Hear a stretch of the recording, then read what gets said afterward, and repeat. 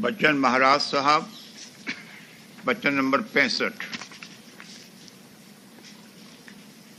प्रेमियों की सोहबत में संसारी मकरूह मालूम होता है। जैसे कोई गंवार आलिमों की संगत में जावे तो कैसा भद्दा मालूम होता है, इसी तरह संसारी प्रेमियों की सोहबत में मकरूह मालूम होता है। और जैसे गंवार राज दरबार के लायक नहीं है, इसी तरह ये जीव जब तक कि इसमें मन गंवार बैठा है, मालिक के दरबार में दखल पाने के लायक नहीं है। जब इसकी कुछ अरसे तक गढ़त हो जावे तब कुछ काबिल बने, और गढ़त सिर्फ सत्संग में होगी। खाली अभ्यास भी उपदेश लेकर काफी नहीं है, क्योंकि सिर्फ मदरसे में इल्म पढ़ लेने से राज दरबार के तौर तरीक मालूम नहीं हो सकते। इसलिए सत्संग की जहाँ गढ़त हो सकती है और भक्तों की रहनी आ सकती है, अभ्यास से भी ज्यादा जरूरत है। जब अरसे तक सत्संग किया जावे तब कुछ काम बने, बल्कि एक जन्म अगर सत्संग करते करते गुजर जावे तो हर्ज नहीं है, क्योंकि बाज जबर स्वभाव और पकड़ मन में ऐसी रखी होती है कि वो बड़ी मुश्किल से दूर होती है। जैसे कि गंवार की बाज गंवारी बातें ऐसी आदत में दाखिल होती हैं कि वक्तन फवक्तन वो जाहिर हो जाती हैं। हर चंद वो उनको छिपाना चाहता है। अलबत्ता अरसे तक होशियारी से सत्संग करने के बाद मुमकिन है कि मन दुरुस्त हो जावे, तो कोई चिंता की बात नहीं है। हम जो हुजूर राधा स्वामी जाल की शरण में आए हैं तो वह सब गढ़त कर लेंगे। इरादा हमारा पक्का होना चाहिए, फिर वह सब सामान आप बख्श देंगे। जो भेख हैं उनकी गढ़त की बड़ी जरूरत है, क्योंकि उन्होंने घर बार परमार्थी के खातिर छोड़ा है। पर उनको गेरुआ कपड़े धारने और भेखों की जमात में रहने से बड़ा अहंकार हो जाता है। गेरुआ कपड़े में क्या परमार्थ रखा है?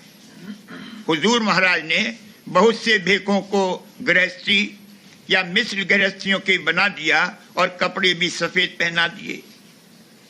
भेखों को ये भी जानना चाहिए कि गृहस्थी पर ज्यादा जिम्मेदारी नहीं है, मगर उन्होंने जो घर बार छोड़ा है उन पर फर्ज है कि वह पूरे तौर पर मन की गढ़त करावे और उसको ढीला करें और सच्चे परमार्थी बने।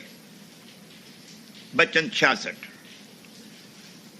संत चैतन्य का अंग बढ़ाकर नाकिस मादा खारिज करा के स्वभाव बदलते हैं। किसी दरख्त में जो पंखड़ी और फूल निकलते हैं, उनके रंग और खुशबू जैसे कि गुलाब का फूल उस दरख्त के मादे की खासियत के सबब से है।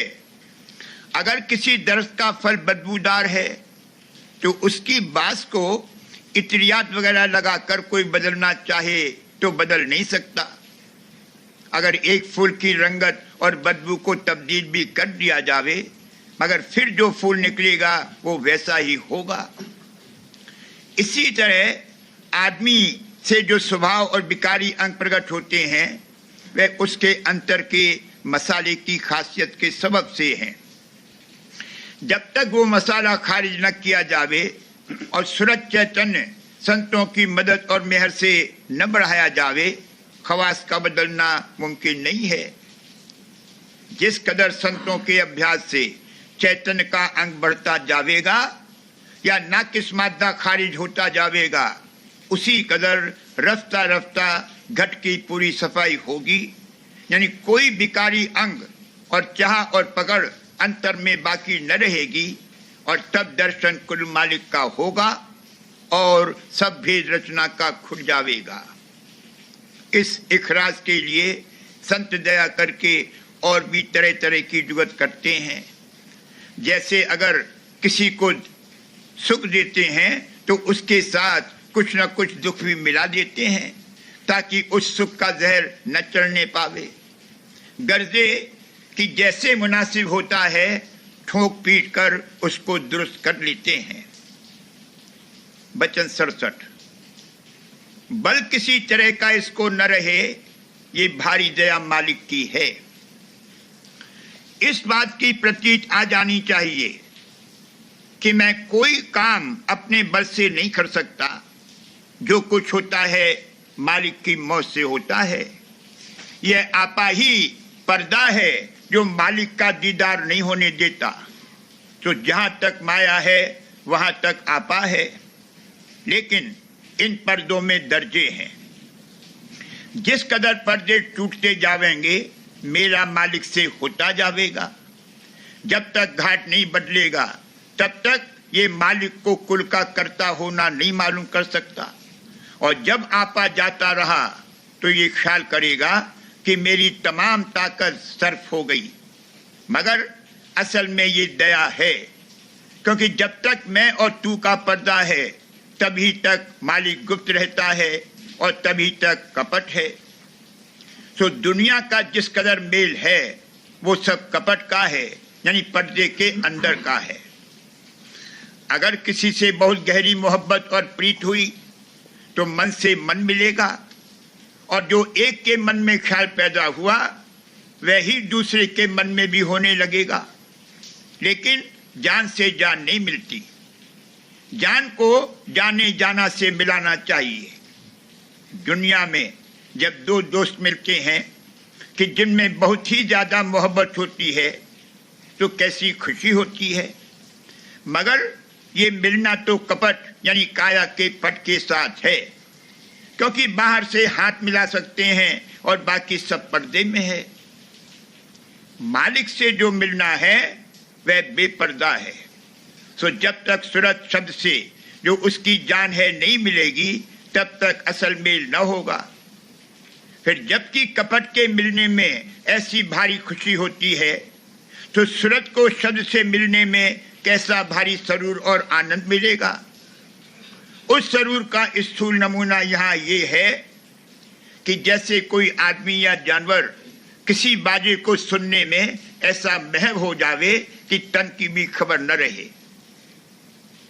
प्रीत लोग जगह जगह लगा रहे हैं और वही दुख देने वाली है।